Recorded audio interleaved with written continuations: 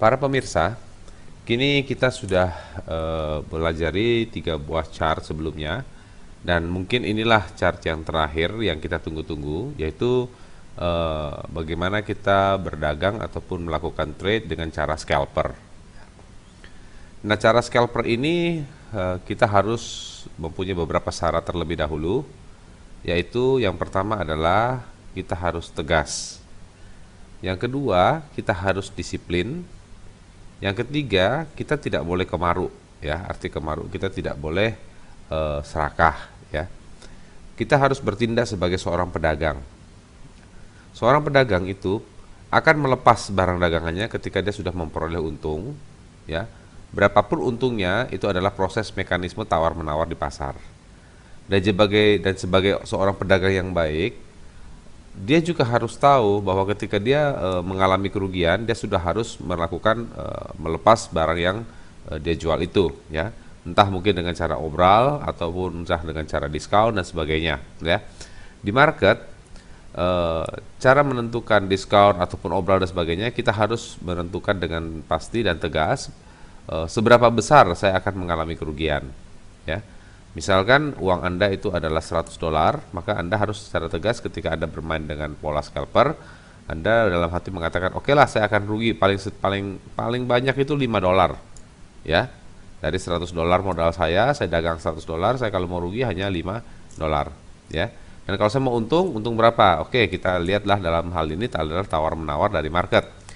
Misalkan pada market yang lesu atau perdagangan yang sepi, misalnya Anda berdagang di pasar dan ternyata sepi pembeli, mungkin hanya dengan 2%, 1% keuntungan dari modal Anda sudah lepas, ya, daripada Anda nanti mengalami kerugian, ya. Nah, tapi kalau pada saat pasar yang lagi rame, banyak pengunjung dan sebagainya, contohnya kalau di market forex itu ibaratkan dengan adanya namanya semakin bullish, ya. Semakin kuatnya tekanan harga untuk naik, ya, Anda mungkin dapat melakukan negosiasi tawar-menawar. Kalau di market forex namanya Anda melakukan hold sejenak, ya. Itu adalah syarat mutlak daripada sistem trading Anda, ya. Nah, untuk mengetahui bahwa apakah sekarang pasar rame, banyak pembeli atau banyak peminat dari barang-barang Anda, ya, tentunya Anda memerlukan sebuah suatu sistem, ya. Sistem ini selalu berulang-ulang kali, ya. Sistem ini juga selalu menunjukkan kepada kita kira-kira potensi dan opportunity serta peluang yang ada, ya. Sebelum kita memulai sistem scalper ini, yang penting kita harus melihat dulu ketiga buah chart yang sebelumnya pernah saya jelaskan. Tren ini sekarang sedang menuju ke arah mana, ya. Itu yang paling penting, ya. Dengan permainan scalper, ya, misalkan, ya, sebagai contoh, tren sementara bullish atau naik, ya. Anda harus berpikir sebagai pedagang, bila harga rendah Anda membeli, bila harga rendah Anda membeli, dan Anda menjual ketika harga tinggi kembali, ya. Jangan Anda melawan, misalnya trennya lagi naik, ya, atau lagi bullish, terus Anda melakukan jual sell, ya. Nah, apa yang terjadi? Posisi Anda itu pasti akan mengalami terus kerugian. Kenapa? Anda menjual, harga naik lagi, ya. Anda terpaksa harus melakukan cut loss, ya. Anda menjual lagi, naik lagi harga, Anda cut loss. Itu apa yang terjadi? Anda berarti melakukan satu pola perdagangan yang salah, karena Anda menggunakan sistem counter trend, ya. Sedangkan pada market trending, saya tidak pernah menganjurkan kepada para investor untuk melakukan pola sistem counter trend, ya. Saya lebih cenderung untuk menganjurkan menggunakan pola sistem following trend, ya. Nah, pada market scalper ini, jika misalkan kita asumsikan market itu adalah bullish, maka apa posisi yang harus kita ambil? Kita harus berpikir bahwa ketika harga rendah kita harus membeli, ketika harga rendah kita harus buy, ya. Dan biarkan waktu berjalan sesaat sampai kita memperoleh keuntungan. Berapa keuntungan yang kita ambil? Kita mungkin lihat apakah pasar ini ramai apa tidak. Kalau pasar ini ramai, mungkin kita dapat menahan sejenak, ya, mungkin sekitar dalam 5 menit sampai dengan 15 menit kita akan menahan, ataupun setengah jam sampai harga itu memberikan kita keuntungan yang cukup bagus. Namun bila mana kita terjadi salah arah, kita pun harus tegas, ya. Misalnya kita trennya lagi bullish tadi, nah kita mengambil posisi adalah sell atau menjual, dan ternyata harga sudah meninggalkan kita, lebih baik kita mengambil satu keputusan dengan tegas, ya, kita melakukan cut loss dan kita switch, ya. Misalnya kita sell 0,1 lot, maka atau 1 lot ya, kita sell 1 lot ya, maka ketika kita melakukan cut loss, kita segera switch, kita mengambil posisi adalah double-nya, yaitu 2 lot, ya.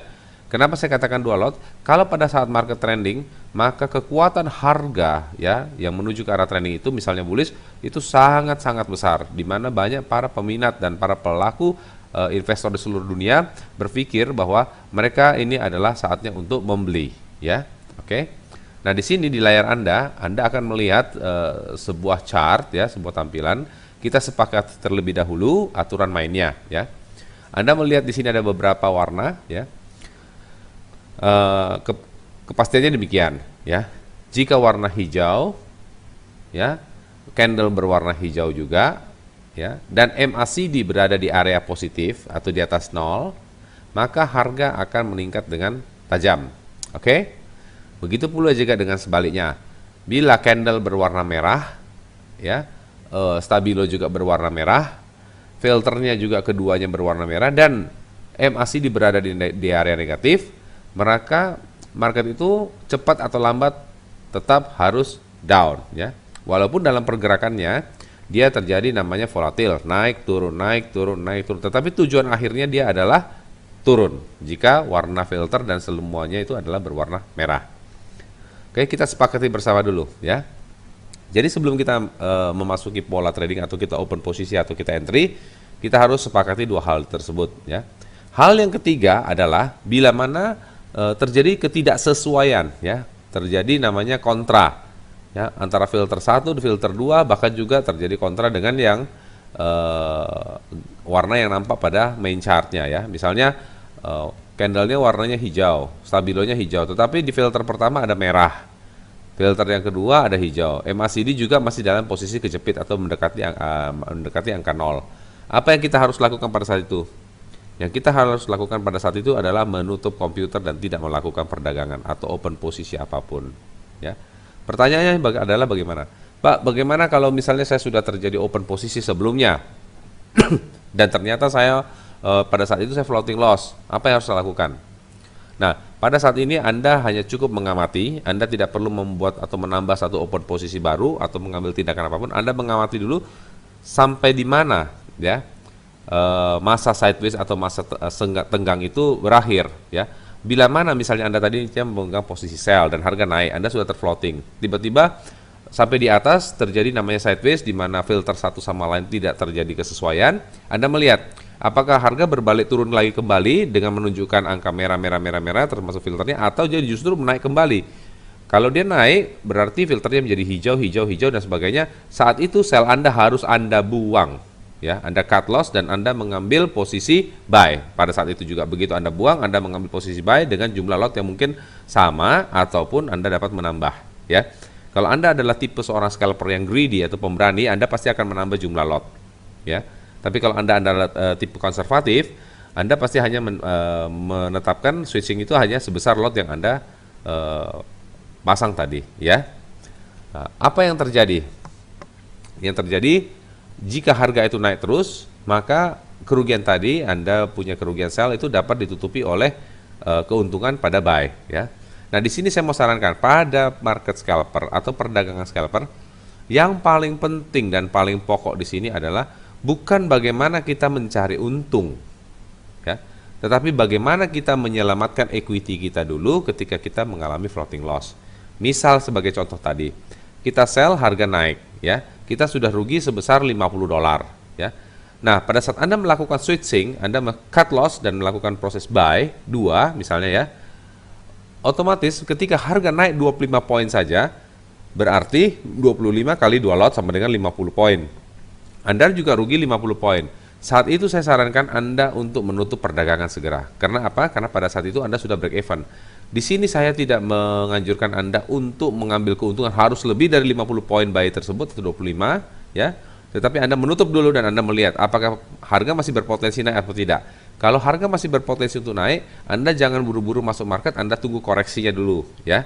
Setelah terjadi koreksi di mana harga itu turun sedikit, nah dari situlah Anda boleh membuka satu posisi atau masuk pasar dengan sifat opportunity, yaitu dengan mengentry buy ya, open posisi buy di situ. Dan Anda tunggu sejenak, beberapa candle kemudian saya pikir Anda sudah beruntung. Tapi intinya adalah apa? Kerugian yang tadi 50 pips itu telah Anda dapat cover dengan teknik switching itu sebesar 50 pips juga ya. Di sini walaupun harga itu bergerak di arah mana, ke mana dan berada di angka berapa, kita tidak usah pusing. Yang penting kita hanya tahu bahwa equity kita sekarang sudah pulih kembali dan sudah untung. Keuntungan daripada seorang pedagang itu relatif. Dan satu juga, tidak setiap pedagang itu mempunyai keberuntungan terus-menerus ya. Kadang mereka juga bisa dapat rugi. Oke. Nah, para pemirsa, kita lihat sekarang ya. Sesuai dengan kesepakatan awal, merah, semua merah. MACD juga berada di area negatif. Anda lihat ini merah filternya, merah. Anda sell ya. Anda sell pada saat step pertama Anda sudah untung 13 atau 12 poin. Oke. Tapi pada saat itu Anda membiarkan karena ini semua kondisi masih merah. Ternyata dia naik di sini. Anda minus 2 sampai dengan 3 poin. Anda biarkan saja terlebih dahulu ya. Biarkanlah waktu itu bekerja dan Anda dalam perjalanannya tentu market akan naik turun. Anda tidak usah memusingkan, Anda percaya saja pada sistem trading Anda dan Anda melihat juga bahwa MACD masih negatif. Nah, disinilah baru kita melepas ketika kedua buah indikator ini telah memberikan suatu signal yang reversal ya. Mungkin di sini kita akan membuang ya, kan ini kan pola 15 menit 5 menit ya. Kita akan membuang, jadi Anda masih cukup waktu dalam menit ketiga, menit keempat dalam satu candle besar ini. Mungkin Anda akan lepas posisi sell Anda di sini dan Anda masih beruntung sebesar 32 pip.